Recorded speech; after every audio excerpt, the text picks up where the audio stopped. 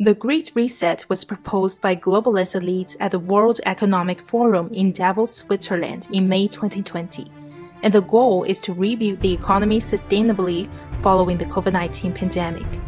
Carbon pricing was mentioned as a way to achieve sustainability, while technology will make sustainable ideas more profitable.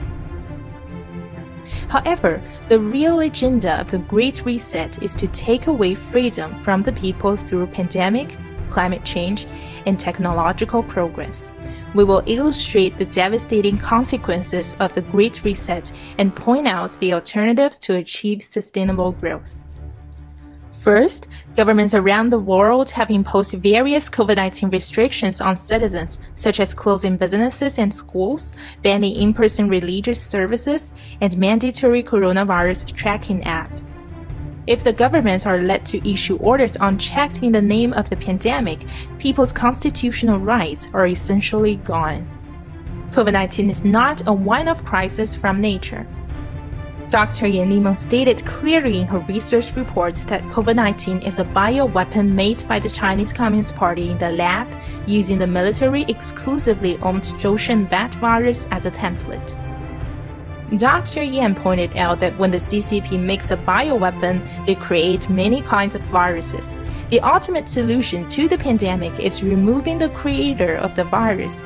Therefore, it is very dangerous that the Great Reset glorifies biological warfare as an opportunity for a reset. Second, the Paris Agreement reiterated that developing countries should be financially supported to achieve emission goals. President Trump called the policy lopsided, requiring little from China, but a great deal from the US. Because energy consumption quota will impact allocation of global supply chains and jobs, America quit the Paris Agreement. China, the world's biggest polluter, dominates the climate change policy and has enormous power to extort money from other nations. Controlling energy consumption is also a way to restrict freedom of people.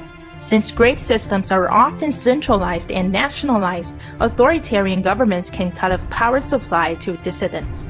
The alternative solution is a decentralized and clean energy system, such as solar roof, battery walls, and electric cars.